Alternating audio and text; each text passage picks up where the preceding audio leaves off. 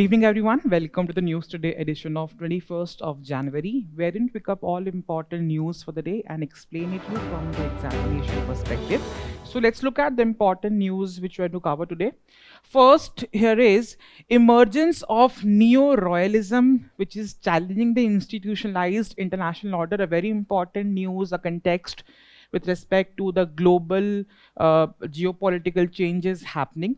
Then the UN University Institute for Water, Environment and Healthcare has released a report on global water bankruptcy, very important with respect to managing the water bankruptcy situation. Then Lancet Commission has published a report with respect to India's citizen-centered health system, that is going to be the idea, what kind of changes we are going to see with an idea of universal health coverage by 2047. And Union Minister of Electronics and Information Technology has stressed on the idea of that small language models are going to be the future of artificial intelligence in India. We are also going to see place in news that is Diego Garcia along with certain quick updates for the day. So the very first news is a very important piece of an article. There are two concepts which are going to be discussed over here. One is the idea of Neo-Royalism and one is the idea of Neo-Feudalism, right? So a very important theme which is again you must have experienced and must have seen with respect to international news that there is somewhere a change in the world order happening. And there are new concepts which are emerging with respect to the ideas of international or multilateralism or international institutions. So this is where this concept has been growing up. So let's discuss what exactly is this and how we can relate it to the contemporary situation happening with respect to the world order as of now. Right, so what was the international, let's say why and what was the institutionalized international order? So let's go back to 17th century or morely we can see them in the ideas of 18th and 19th century that there was no such things like king was a supreme power and he was the one who was to make all the rules. With this, in the recent centuries of 17th, 18th and 19th century, what we have seen that foreign policy of any country was not a personal matter, right? It was more inclined with that the decisions were not taken by a single person. Decisions was decentralized. Decisions was taken through an institutional approach, through bureaucracies and through rule-based order. And we have also seen that kings were replaced by states, by laws, by multilateral organizations. So this was a world order or international order which we have seen as emerging since 17th century. But now, what exactly is this Neo-Royalism? So Neo-Royalism is basically a concept where again power is basically concentrated on one strong sovereign leader. So again, imagine something in the current scenario with respect to what is happening with the US government and relate this facts. So power is basically concentrated in one of the strong sovereign leader, right? And leaders are ruling through personal loyalists and not through what we call as institutions. And that is what we have been seeing, that there are personal loyalists and there are no strong institutions which are there. Then international rules and multilateralism are openly challenged. So this is a new order with respect to the ideas of Neo-Royalism. And the key features of this concept includes that power is very vertically centered. It is concentrated at a one body and it is exercised through the help of personal loyalists and not through what we call as strong institutions. And that is where we have been seeing the idea of less compliance to international rules, less compliance to the idea of multilateralism. And the decisions are coming from personal preferences, grievances and deals, and national interest becomes the idea of personal interest. This is something which we call as Neo-Royalism. There is one more concept which is the idea of Neo-Feudalism. So feudalism is a topic you must have read in world history, especially in the medieval times, where again we have seen that power was not only with the king, Powers was also with the churches, traders, and warlords, who were all the persons who were holding power. So in the current scenario, we are seeing something called as neo-feudalism. What is neo-feudalism? So that these private bodies or private companies in the current scenario are the ones who are also holding powers similar to the powers of a state, right? So let's look at, so power is spreading across private actors and not just the state. That is a broad idea. And big corporations and networks are basically acting as mini sovereigns. So they are holding and they are exercising powers just like a state. And its features includes, for example, we see in the current scenario, there are tech giants who are holding the digital spaces. Platforms are influencing politics, war and peace, social media platforms, and authority becomes overlapping just like medieval times. Right. And example, of course, here is the tech companies are controlling data, communication, narratives across. We are seeing examples like platforms like Starlink and social media shaping the ideas of conflicts and elections. And this is something which has been discussed with an idea of what we call as neo-feudalism in the contemporary scenario. So what we are seeing, one is neo-royalism and one is something called as neo-feudalism, which are two concepts which are emerging as in the contemporary times with respect to the changing nature of global world order, what we are experiencing. Then, with respect to how are these challenges from and what kind of challenges do we see and observe with the coming up of neo-royalism and neo-feudalism, one is erosion of rule-based international order. Of course, we have multiple organizations, multiple institutions which are having some kind of rule, right? For example, we see United Nations, we see World Trade Organization, we see NATO, right? So nowadays, what is happening with the coming up of this neo-royalism and neo-feudalism, that multilateral institutions are weakening. And again, the clear example, what we can see in the global scenario is US is withdrawing from the 66 international organizations.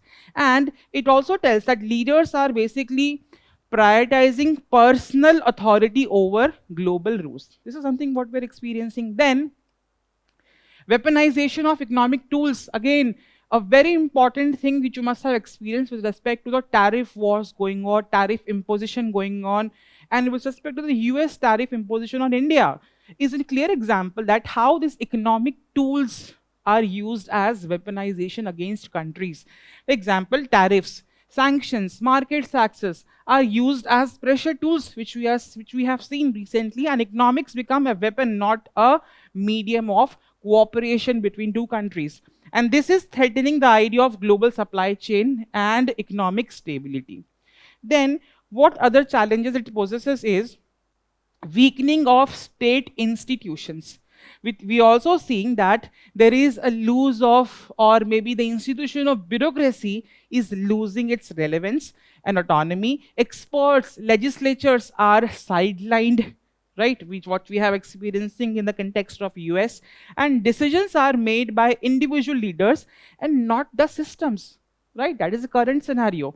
And then there's a rise of private power. Again, initially state as a political institution was the one who was holding powers, but now private power is also coming and again emerging as a power center. Example, tech corporations are gaining quasi-sovereign power. They're controlling data, narratives, digital public spaces. So private companies start behaving like states without any borders. So this is something which is a very relevant topic with respect to the changing of world order, what we are experiencing, the changes in the approach of the US government towards these multilateral institutions. And this is very an important topic for examination as well. They can ask you about the idea, what is neo-feudalism, what is neo-royalism, right? So again, these two key terms are very important. It could also be a maybe a pointer in your, let's say, international relations, where again you can talk about, maybe we have a specific topic in GS paper number 2 under international relations, that international institutions, their mandate, This is how you can talk about it, right? This is where a very important piece of news with respect to the current economic or current world order what we are seeing.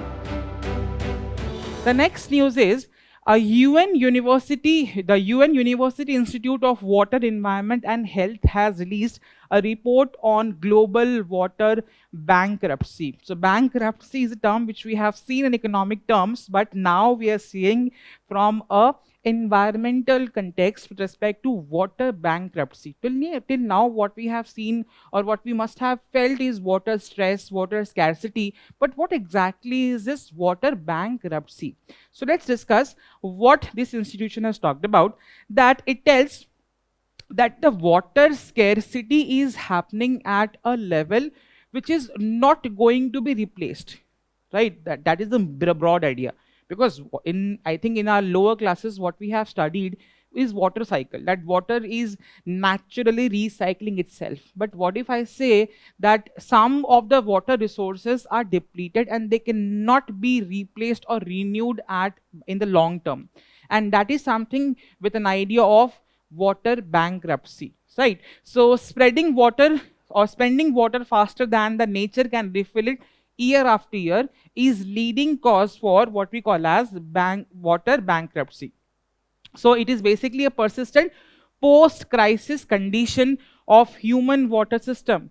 That what is post-crisis? Something which would happen once there is a water bankruptcy or water crisis, right? So here a long-term water use, again the idea of for short term we might experience that nothing is changing, but again the long run what we are going to experience is that the water use is exceeding the renewable inflows, that how the water is naturally recycling itself, and the safe depletion limits, and this is leading to something called as irreversible or effectively irreversible degradation, and that is something called as water bankruptcy.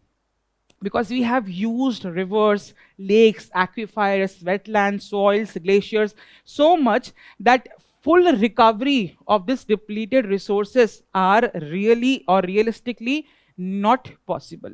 And this phenomena, as per the institution, is discussed as water bankruptcy. Again, a very important topic for your prelims examination and in general respect to the ideas of water crisis, with the global water crisis, what we are going to see and experience as per this particular report.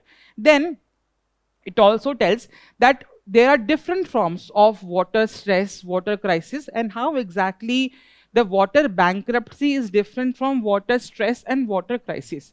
So water stress is something that again, sometime maybe in the summer seasons there is huge demand of water, and in some of the months we have experienced in urban areas of, let's say, Bengaluru, Delhi, that there is temporary water stress. So there is high demand compared to supply, and impacts are largely reversible. Right, it can be reversed maybe with the onset of or changing nature of seasons. That is how we are telling an idea of water is recycling itself. What is water crisis? There are shocks, there are certain disruptions, let's say due to natural calamities like droughts or floods, right? And these are the systems are pushed, and in these situations, the systems are pushed beyond their capacity and for a very temporary period of the water crisis, and they can be fixed with emergency and restoration measures. What we are doing with respect to river interlinkage projects, reviving of these wetlands, preservation of water bodies, all such efforts are being done for here. Then what is water bankruptcy? So it is a damage which is a long term and a permanent damage to the water sources.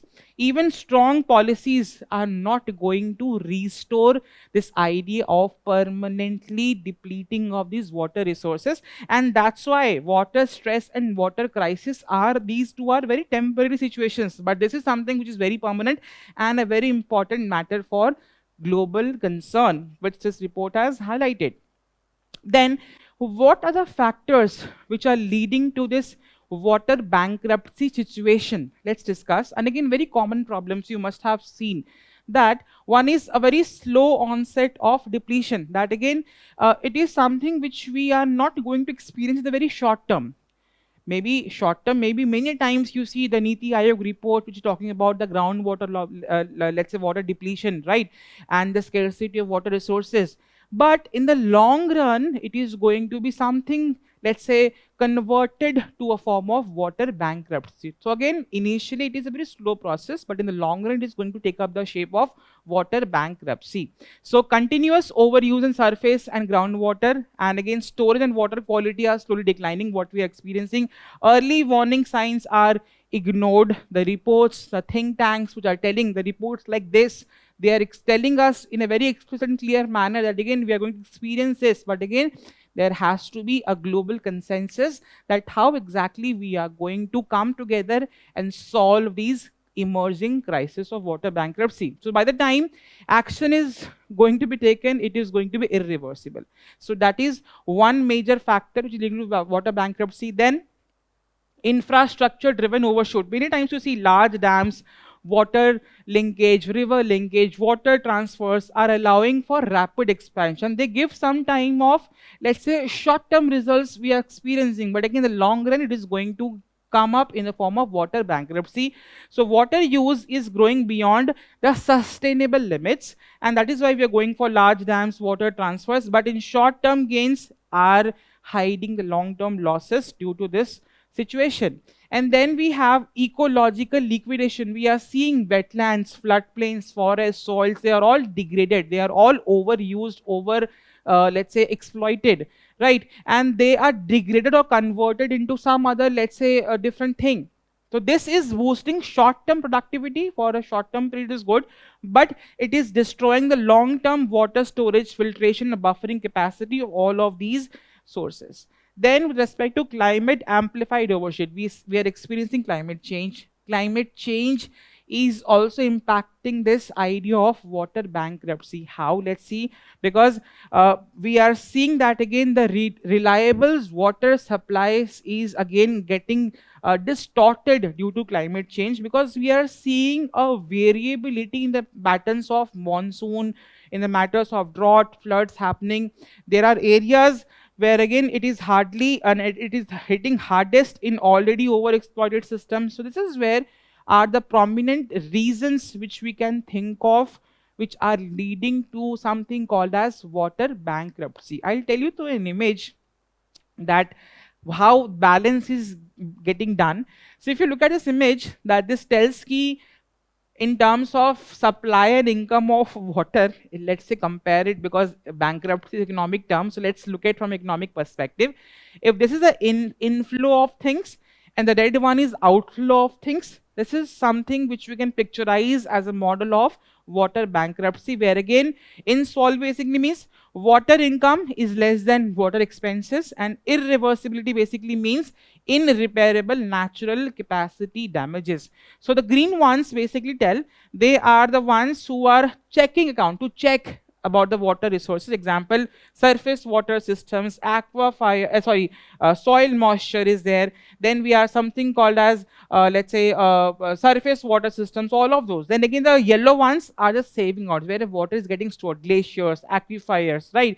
And this is where the water is being consumed, municipal and solid water uses, agriculture, industry, energy. So all of these are the expenditure. So this is where it is going to be an important matter from now with respect to how we are managing water, which is not going to give us or put us in a situation which is something called as water bankruptcy. A very important topic for your environment, let's say conservation efforts with respect to water bodies, or in geography you can discuss this. So, and again in general they can ask in prelims examination what is water bankruptcy as a concept. So all such things are important from examination point of view. The next topic is Lancet Commission has basically released a report with respect to the idea of Indian healthcare system. That it is telling that again the healthcare system is now going to be made more citizen centric, and that is going to be a sustainable healthcare system for India, and going by the idea of universal health coverage, by the year 2047. That is the idea of Atmanirbhar Bharat. Again, a very important topic for your examination. GS paper number 2, health, is a very specific explicit topic of your syllabus. So let's look at what this report is highlighting. So it is telling that India needs to restructure or rebuild its entire health ecosystem. And this is where we are going to put citizens as a priority or at the center of this health policy or health restructuring rather than diseases, hospitals. And this is very important if we are trying to achieve universal health coverage by 2047. We are celebrating 100 years of independence on 2047. That is why the major projects of government have a target of 2047. But before this, what exactly is this universal health coverage? Basically, the idea, of course, here is that everyone gets a quality healthcare in our country without becoming poor because of medical costs. That's the basic idea of universal health coverage. Let's discuss what this report is telling. This telling there are certain systemic challenges which has been identified with respect to the ideas of healthcare system in our country. The first system is we have something called as a fragmented delivery of health services. For example, India's health system works in something called as vertical disease specific programs. We have health programs with respect to certain diseases. For example, we have a program for polio, we have a program for, let's say, AIDS, we have a program for, let's say, TB.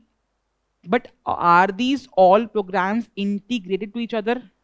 If a patient is going for a care for a TB, right? So again, he is dedicatedly only being treated for TB, right? And there is no integration among different diseases with respect to this vertical disease.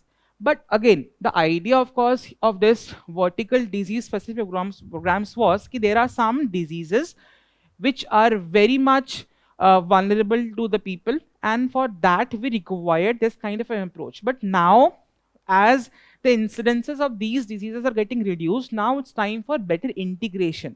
That is where we are discussing the idea of vertical disease specific programs. And you understand, we have a 3 level of healthcare system. We have a primary healthcare at the very grassroots, then we have secondary healthcare, and then we have, let's say, tertiary healthcare. But are all of these 3 healthcares integrated to each other? Sir, no. So that is a major challenge with respect to the healthcare systems. And that is where the result, of course, is what? If patients are moving from clinic to hospitals, and hospitals to super specialty hospitals, that is from primary to secondary, as secondary to tertiary, but without any coordination in these 3 sectors of healthcare. That's a major problem of the healthcare system of our country. Then, with respect to financial hardships, what is out-of-pocket expenditure?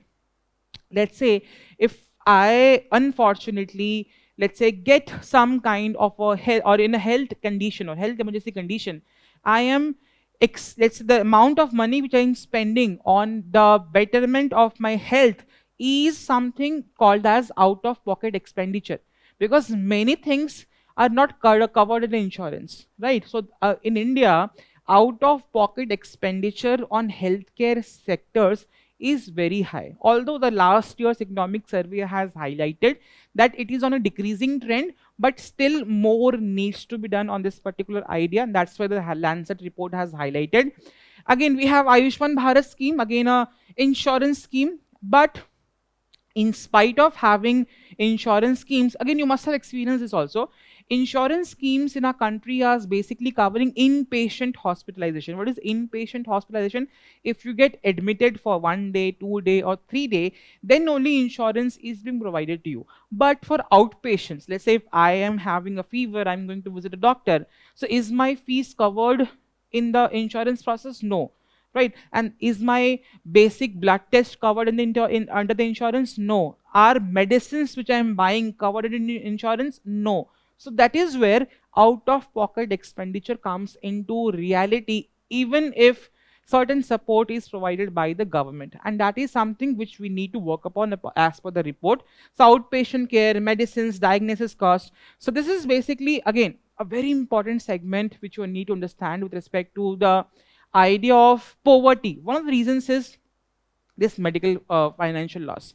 Because once a family, imagine that even if the family is not economically well, but it would do anything or any matter of fact, any help in order to overcome that medical expenses, and this is leading to family getting into the vicious cycle of poverty.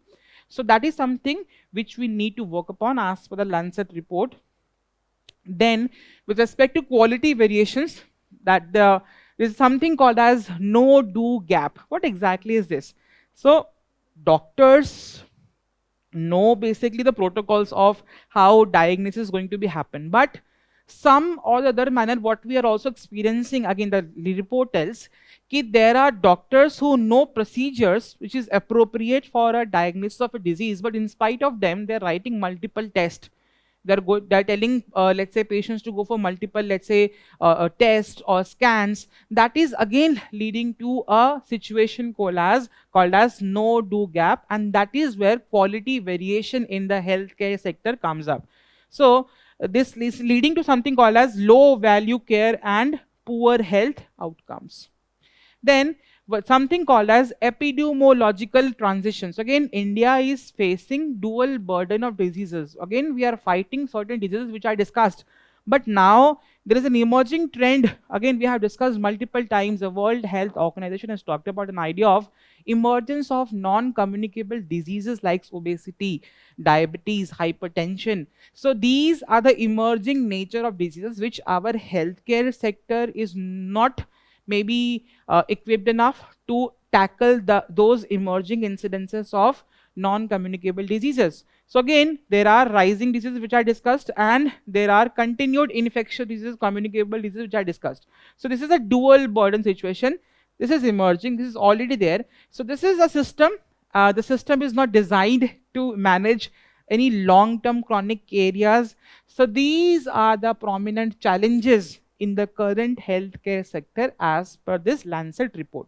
It has also talked that what are the reforms which are going to be taken in order to improve the healthcare sector of our country. So they are telling that in the process of this healthcare system, we are, or maybe health governance, you can use it in that aspect as well, that again we are going to empower the citizens. There is going to be more decentralization, right? So they are telling that we are going to strengthen the local government and civil society platforms such as village health, sanitation, nutrition committees. All of these are going to be done. Imagine if we have at a very ground level or a grassroots level, if we have good hygiene, good sanitation, good nutrition, don't you think that certain diseases are solved here itself? And that is where empowerment at this level is very much important to tackle some of the emerging diseases which could be curtailed over at this level only, right? So, and again, create a very strong grievance redressal mechanism so that citizens feel empowered to, let's say, complain and again get their grievances redressed against these medical services. And then we are going to give citizens access to data on the health system performance of our country so that again they feel empowered. Again, a concept of something called as social audit also, right? Then we have public sector reform. So they're telling to create something called as a decentralized integrated delivery system. Again, integrated means we have three systems as I discussed as a challenge: primary healthcare sector, secondary and tertiary. All of these three are not integrated to each other. If a patient is moving from a primary healthcare to a, let's say, hospital to a super specialty hospital, his data is not migrated between these three centers. And that's the challenge comes. Let's say, I'll give a very hard, let's say, reality. If in, let's say, at a very primary level he had some kind of a problem, he went through certain tests and doctor has diagnosed a problem, but it was not in their capacity to, let's say, give a treatment, and they have referred that case to a, let's say, district hospital, or maybe the secondary hospital is again asking the patient to go for certain tests, the same test. Once he is not treated over here, he is going to tertiary, super specialty hospital.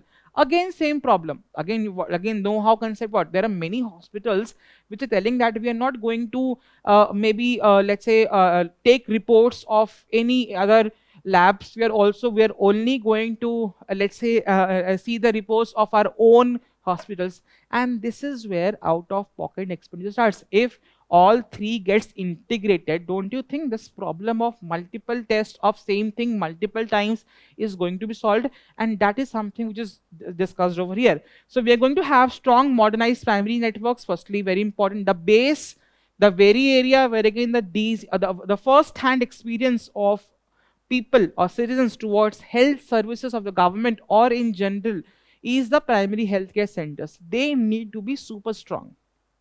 Then they're going to be linked with the secondary hospitals, and each unit serves as a, and again, every unit should have a desired population serving capacity, right? Let's say if I am having a primary health care center, I should designate ki in this area for this population, this is a primary healthcare center based on the population, and that is going to improve the health outcome and efficiency of working of those healthcare centers. So again, the idea of course is focusing on continuity for care and not one-time treatment. Then the next thing is align the private sector with universal health coverage. It is very important that we are going to move away from fee for service. What is fee for service? And again, the idea of course is more tests, more money. If you go to hospitals, imagine a situation, I think all of you must have seen this, ki once you visit any doctor, I think that prescription is valid for, I think, 1 or 2 more visits in a span of 1 week. After that, if you're going to visit a doctor, you are going to pay the fees again, right? And the doctors in a span of this course of treatment, they're asking for test multiple number of times, even if it is not required. That is something which the report tells, right? So in this, what they have suggested, ki let's say we are going to go for a capping. What is the capping mechanism? They're telling that we are going to shift to something called as capitation. What is capitation? Let's say if I am a doctor, I am going to fix a money or let's say an amount which I can take from a patient in a course of his treatment. Even if the patient is coming to me 10 times, 12 times, this is a maximum amount of money which I can charge that particular patient. Is it not going to go for a situation where again doctors is going to give a very efficient health services so that again the patient does not come back again? But the current idea is what? The doctors are asking patients to come again after 7 days, 8 days, 10 days, just to take up the money. So this is where the focus is more on money outcome rather than health outcome. That is the reality as per the report, right? And we are going to give for global budgets. What are global budgets? Every hospital is going to get a specific budget, and on that budget it is going to function, not beyond this. That is going to make the process more efficient, right? So again and again, we are going to concept of reward, value and prevention, not the volume. We are going to value the, again, reward and value and prevention with respect to what kind of values the system is holding, what kind of prevention measures the hospitals are taking, that is going to be rewarded. And we are going to go for voluntarily insurance to cover outpatient care and medicines, because what we have seen that the current insurance sector is not covering outpatient care, not covering medicines, not covering basic tests. So that is going to be coming up an idea of voluntary insurance, which is going to cover all such out-of-pocket expenditure of persons. Then other reforms includes, we are going to scale up technology. We are going to use again the idea of digital mission in this healthcare sector under the roof of Ayushman Bharat Digital Mission. Then we are going to ensure transparent governance with real-time data and disease surveillances. We are going to connect researchers, policy makers and providers so that again the ideas or policies making on healthcare sector has to be aligned on based on data's realities, evidences rather than just perceptions. That is an emergent thing. So these are the reforms which have been suggested as per the report. A very important topic for examination. Health is a very important topic. I think I'll have one question for here. In 2021, there was a mains question. Besides being a moral imperative of a welfare state, primary health structure is a necessary precondition for a sustainable development, because if you look at the goals, 17 goals of SDG, there are multiple goals with respect to tackling nutrition, health care, let's say global hunger. All of these can be, let's say, dealt well if we have a strong primary healthcare centers.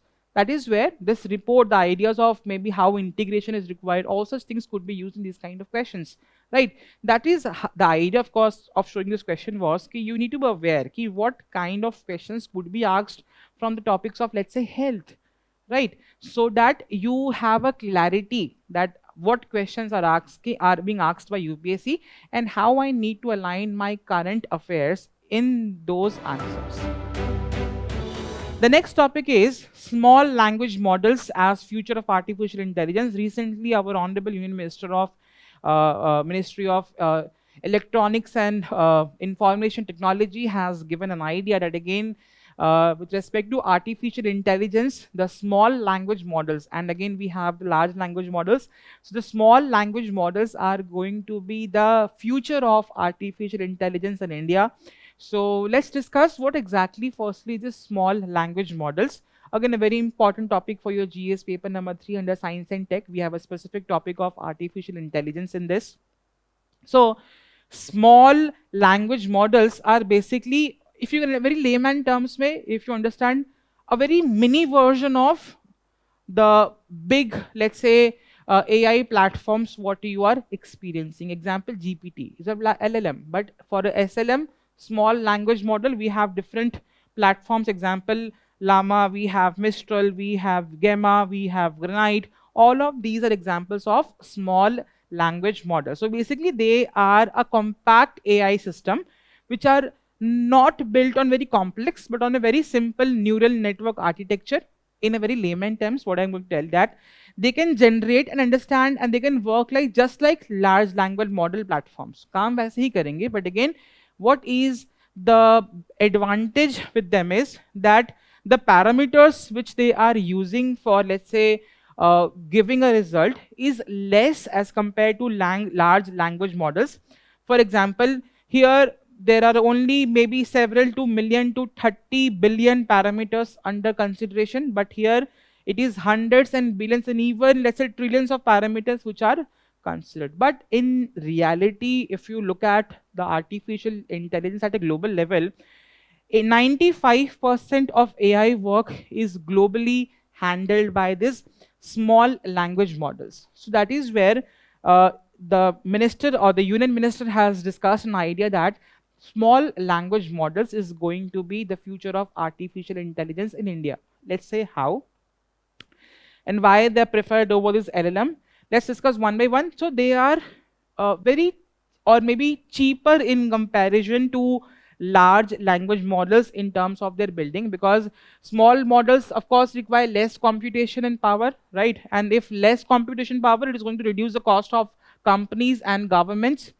Then it is ideal for on-device deployment. Maybe you see an Apple Watch giving you a heart rate, let's say, mechanism or a mechanism to track your health parameters. Again, an example of SLM in the healthcare sector or a health device, right? So they are very much fit enough to be working on small devices. Let's say if you are using a phone and if that phone is, let's say, going for language conversion, again, an example of SLM, right? So these are the models which work on mobile phones, laptops, sensors, edge devices, and they are suitable for areas with limited connectivity, memory, and electricity. Even if, let's say, your mobile is not connected to internet, right? Still, can you not convert a language from English to any other languages or vice versa? That is an example of these models. They can, most of the times or many times, they can even work without any internet connectivity. Then they are going to something called as democratization of artificial intelligence, where again, now if you look at LLM, they are being developed by big tech companies, right? But with the coming of these SLMs, it is not only a big tech companies, but small organizations and startups can build artificial intelligence models, SLMs, and that is leading to diverse perspectives and AI solutions for societal needs. AI-based traffic system in many states of India, example of this. Then what are the other benefits? Again, streamlining monitoring and maintenance, basic idea, improve data privacy because your data stays on your device only.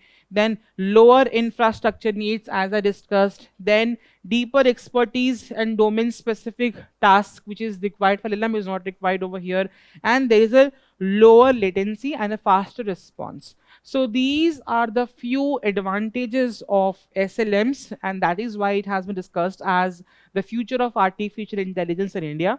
Then, with respect to why India is, or there are reasons for increasing adaptations of SLMs in India as very basic multilingual advantages. We have seen Bharat Bhashini AI app. Then there are next 500 million opportunities which are designed to serve regional language users entering the digital ecosystem.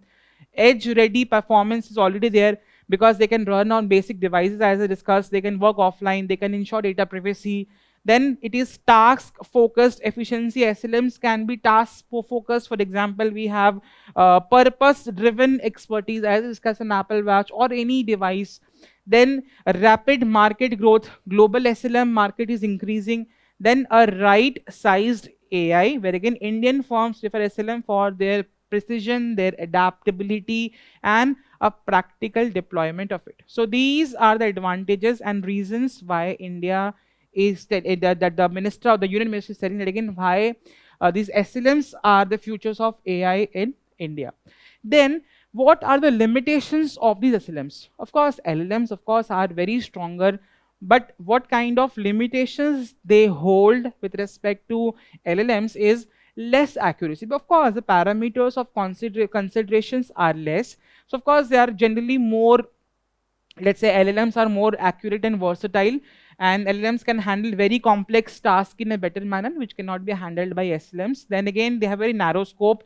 SLMs are trained for a very specific task or a specific purpose, specific data sets, but this is limiting their general knowledge and flexibility. Then other limitation includes it is less creative and lesser data analysis capability because of course the limitations of what we have discussed. But still, as AI is an emerging area, as it is area where again we need to develop. So these small language models are something which is going to be creating something called as a very specified, let's say, revolution of artificial intelligence in different sectors or different domains of our country. So very important topic for your examination as well.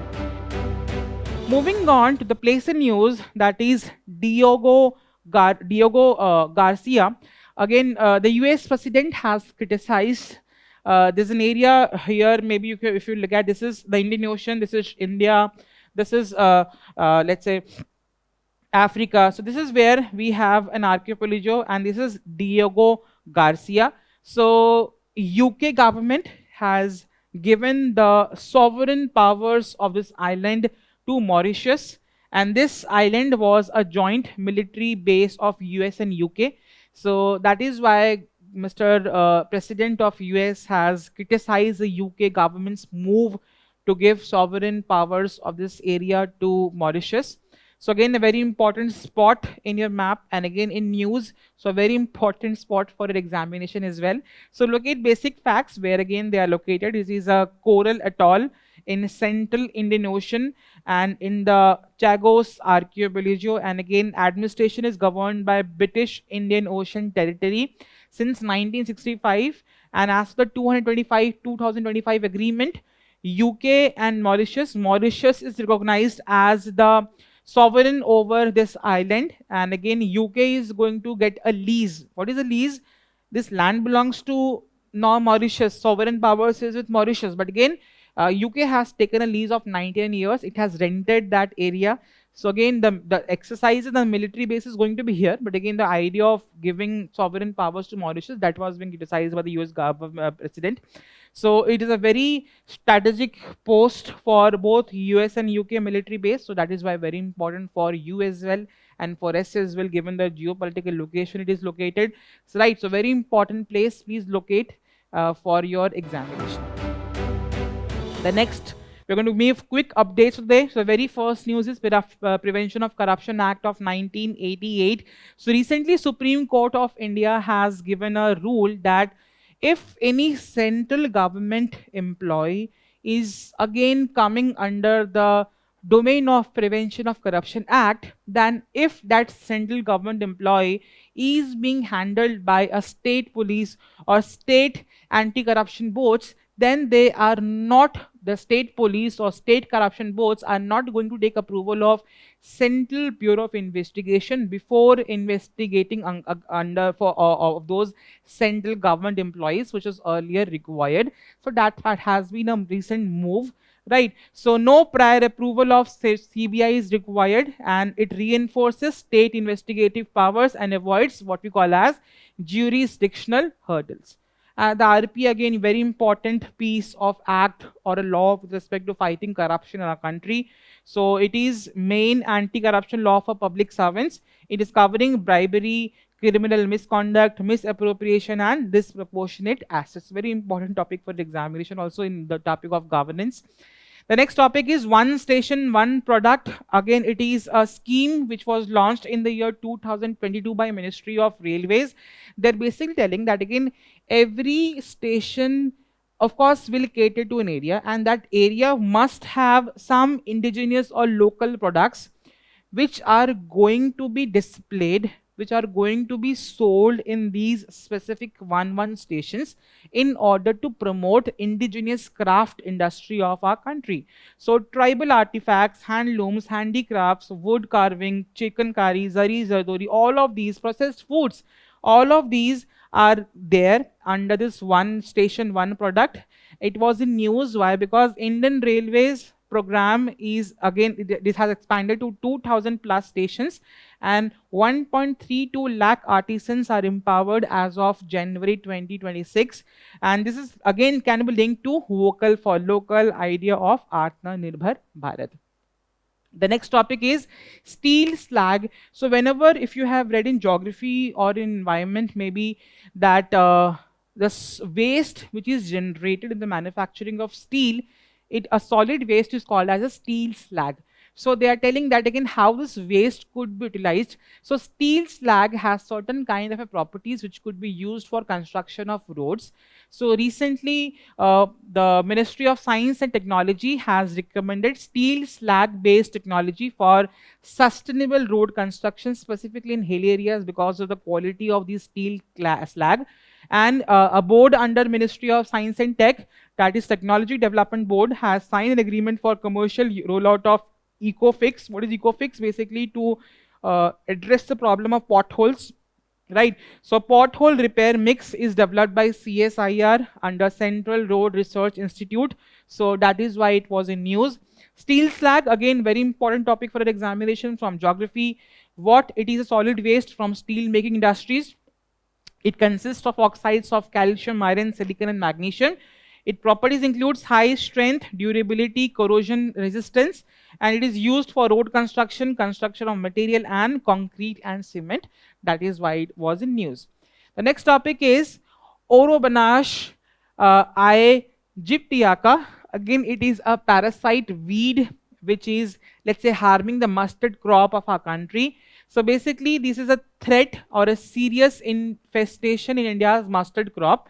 So this is basically an Egyptian broom rape, which is a root parasite weed, and it has no chlorophyll. No chlorophyll. The chlorophyll it is taking from this mustard plants, and by taking this chlorophyll from the mustard plant, it is damaging the mustard plant, and it is leaching out nutrients, carbon, and water from that plant, and that is impacting what? The mustard plants of our country, wherein it is leading to wilting, yellowing, stunted growth, and lower seed yield. With respect to mustard in general, again, certain key facts: it is India's largest edible oilseed crop.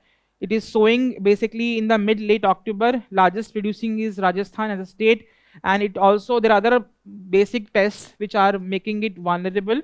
And the idea, of course, here is this is an example you can interlink to some concept maybe in environment, where we have seen symbiotic relationship between organisms. So there are multiple commensalism, emensalism, mutualism. So again, tell me in comment what would be under which category of relationship this example is going to fit into, and that's how you're going to link things. A news from environment, a news from, let's say science, basic sciences or biology, environment, and that's how This example can be asked in the form of a question with respect to symbiotic relationship between two organisms. Let's say discuss and tell me what kind of relationship it is this weed is going to have with mustard crop with the conditions what I have explained. The next topic is light water reactor. Again, with the coming up of Shanti Act, and nuclear energy is again in news, a very important topic for an examination as well. So what India's is planning that the Department of Atomic Energy is pushing indigenous fabrication of let's say light water reactors. What exactly are these light water reactors? Basically a moderator or a coolant which is using ordinary light water H2O.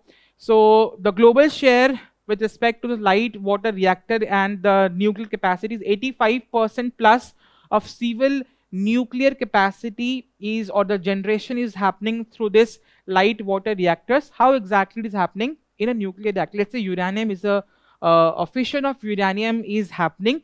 This fission is creating heat. That heat is passed through this water, and the water is again through the heat is generating steam, and steam is used to run that turbine, and turbine running is generating electricity. That's how this light water reactor is being discussed over here, and that's how electricity is generated with the help of nuclear energy, nuclear technology. So the fuel which we are using here is low enriched uranium, 3 to 5% of uranium-235 isotope. And India's context, traditionally we have been relying on pressurized heavy water reactors. Now for a very faster capacity addition, we are going to expand something called as light water reactor. Very important topic for examination. Then we have Monroe Doctrine. So again, the US administration again always there is in news nowadays. So Monroe Doctrine was a doctrine which was there 200 years back. The US president in 1823, James Monroe, had a kind of a doctrine where again his objective was to assert US dominance and security in the Western Hemisphere. What we have seen currently in the National Strategy document, National Security Strategy document of US government. And the core principles of Monroe Doctrine was that non-colonization, no European colonies will enter into America. Non-intervention, Europe must not interfere in America's states, and US restraint, US stays out of European wars and colonies. Something in this context, with the coming up of US President Donald Trump, it is told as Monroe Doctrine, with the kind of, let's say, strategies or decisions he's taking in the global world order. So again, that's why it is in news, very important topic again for examination. Then we have Kumbhalgarh Wildlife Sanctuary. It was in news. Why? Because Ministry of Environment, Forest and Climate Change has notified Kumbhalgarh Wildlife Sanctuary as an eco-sensitive zone. A very important topic for an examination. What exactly are eco-sensitive zones? How we are classifying these eco-sensitive zones? Who is classifying? Ministry of Environment, Forest and Climate Change. Again, that's an example. That's how you're going to see such news, and that's how your revision of static subjects comes into picture by reading such kind of a news, right? So what are eco-sensitive zones? These are buffer zones between a protected and a zone around that area, or maybe a transition area. And so this is a transition zone around any protected areas, and again the range is basically 10 kilometers, less than that, more than it, again varying according, it is variable according to the region, and they are notified under Environment Protection Act of 1986. Then Kumbhalgarh Wildlife Sanctuary, 19th, again any wildlife sanctuary for any reason, if it is there in news, out of everything, this is important for examination. So basic facts, it is located in Rajasthan, right, around Kumbhalgarh Fort, and covering districts of Rajsamand, Udaipur and Pali. It is again under Aravalli range. There are Kumbhalgarh, Sadri, Desuri and Bukhada. Again very important because Aravalli is in news. Then fauna includes leopard, striped hyena, jungle cat, Indian pangolin and blue ball and chinkara. And flora includes dry deciduous forests, example dhok, salar, care and chuyal kind of a flora species. Then we have Kaziranga National Park. Our Honorable Prime Minister has inaugurated Kaziranga Elevated Corridor Project to enable safe wildlife movement across the park. That is how it is important. So again, Kaziranga as a park again comes in news, and Kaziranga National Park becomes important out of all national parks, which I am going to read for my this year's prelims examination. So basic facts, it is lying between Brahmaputra River and Karbi, that is hills of Assam. Its status, of course, here is, it is a national park, tiger reserve. It is also an important bird area. It is a UNESCO World Heritage Site designated in 1985. we have roadways, we have highways. For birds, we have flyways. So this is a flyway junction between Australasian and Indo-Asian migrating bird flyways. And the biodiversity includes tigers, elephants, swamp deer, and wild buffalo. And it is a unique national park. Why? Because world's largest population of Indian world one-horned rhinoceros is found in Kaziranga National Park, a very important topic for an examination. With this, we come to an end of today's edition of News Today. All important questions which could be framed from the topics which I have discussed will pop up in your screen. It is very important you solve those questions, you post your answer in the comment section. That is how we are going to get confidence with respect to current affairs, what I read, how it gets reflected as a form of a prelims question, how it gets reflected as a form of mains question. That is where the interlinkage becomes important as far as our understanding of current affairs in the preparation journey is concerned. So do this exercise regularly. Lastly, Vision has come up with a digital current affairs platform. Please go and explore this website. Again, a one-stop solution for all your current affair needs for the examination. So explore this website. It's certainly going to help you a lot with respect to your current affairs preparation. So till the very next time, all the very best, and thank you so much.